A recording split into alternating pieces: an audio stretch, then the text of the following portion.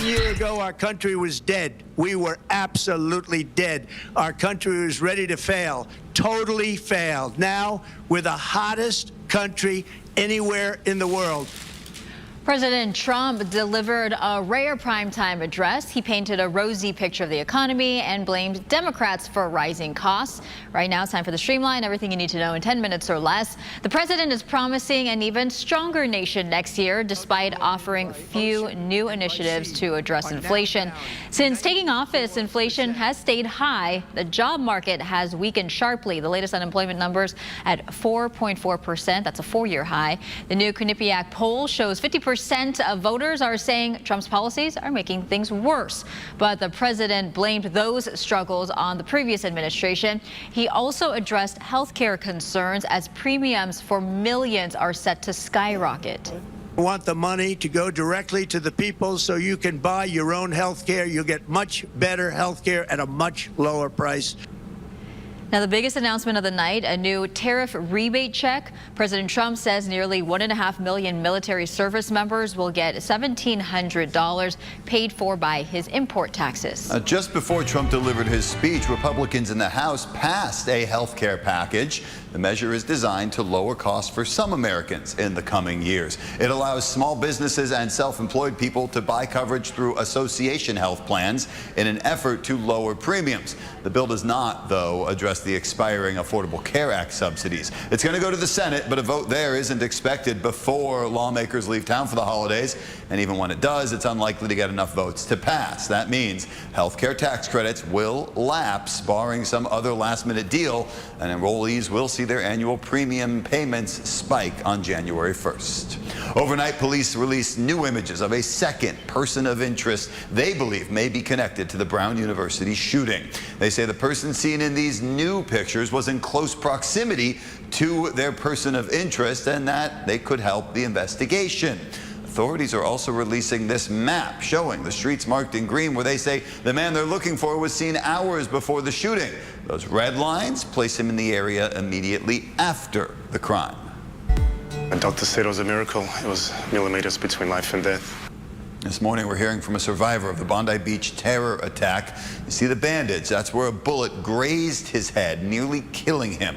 Arsen Ostrovsky told ABC News that he was enjoying the Hanukkah celebrations with his family on Sunday when the two gunmen opened fire. 15 people were killed, dozens others injured. A new memo from U.S. Homeland Security reveals that one of the shooters, Naveed Akram, was investigated by the Australian government back in 2019 for his ties to an ISIS cell. Investigators at the time found he was, quote, not an immediate threat.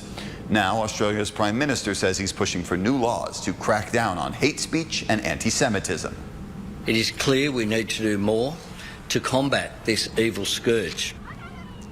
The Prime Minister also says the government will cancel or reject visas for people who spread hate and division. New video shows yet another U.S. military strike on an alleged drug trafficking boat. This strike here killing 4 people on Wednesday in the Eastern Pacific. Southcom says the vessel was operated by a designated terrorist organization. This is the second attack on these boats this week. At least 99 people have been killed in strikes since the campaign began. The government is now admitting some fault for the deadly mid-air collision over Washington, D.C. back in January. 67 people were killed. In a new court filing, Justice Department lawyers write, quote, the United States admits that it owed a duty of care to plaintiffs, which it breached. This was in response to lawsuits from the families of those killed. The lawsuits claim, quote, the mid-air collision was tragically an accident waiting to happen. It said officials failed to analyze data on previous near misses. The government denies some allegations, but generally admitted liability. Came the same day the Senate passed the annual defense bill. That bill includes a provision allowing military helicopters to fly without broadcasting their location. However, senators passed a separate measure requiring all aircrafts in D.C. airspace to broadcast their location. Take a look at this. This is dramatic rescue video from Chicago. A vehicle crashed into a frozen pond early Sunday morning. It ended up about 30 feet from shore and then sank 12 feet underwater. Glendale Heights police rescued 3 people from the freezing water. The temperature just sitting at 1 degree. Still, the officers got everyone out. No major injuries involved. The driver, however, has been charged with driving under the influence. An inflation report is expected to come out today, giving an update on the economy over the past 2 months. Now, October's numbers didn't come out because of the government shutdown. And today's release is only going to provide partial price data for that month because of a lack of sufficient data collected during the shutdown. Economists, though, predict a slight uptick in inflation from September. Toys usually top the list when it comes to Christmas presents. But experts say you may want to think twice about gifting those toys that connect to the internet, because that can create issues when it comes to cybersecurity. And that's why some people are choosing to go the more traditional route when it comes to toys, avoiding the gifts that require technology. He's almost 2. Allison Layard and her husband have 2 kids. She says they're taking a lot into consideration as they're looking for holiday gifts for their 2 sons, a 2-year-old and an infant. We basically go off what he's into, so a lot of sports, a lot of cars, a lot of trucks, and then I also try and plan in advance, so whatever he's going to be developmentally needing in the next year. And as they walk around Geppetto's toy store at Seaport Village, their 2-year-old is drawn to the toys that have the colorful lights and noisemakers. Data from Global Market Insights shows more toys are being made with more than just bells and whistles, a lot of capabilities of communicating with other internet-enabled devices. They range in price from just under $20 to over $100.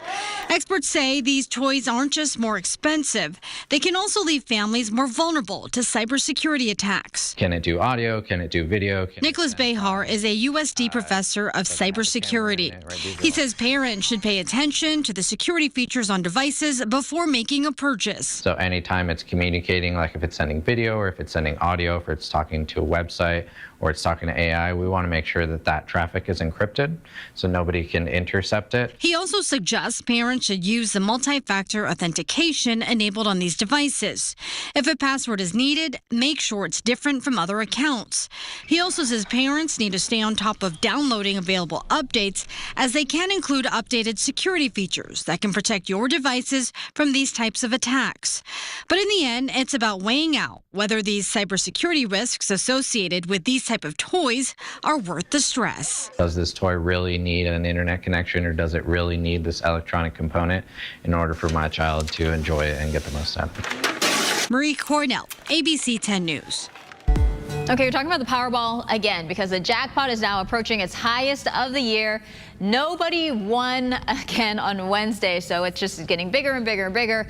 The estimated pot for Friday's drawing is now supposed to be roughly $1.5 billion. The record for the year is nearly $1.79 billion. There were 2 winners in that jackpot. Now, no matter how big the pot gets, the odds of winning stay the same. 1 out of 292 million. That is just an astronomical number. 1.5 billion. Well, good luck to me. It's your ABC 10 News Streamline. Everything you need to know today in under 10 minutes.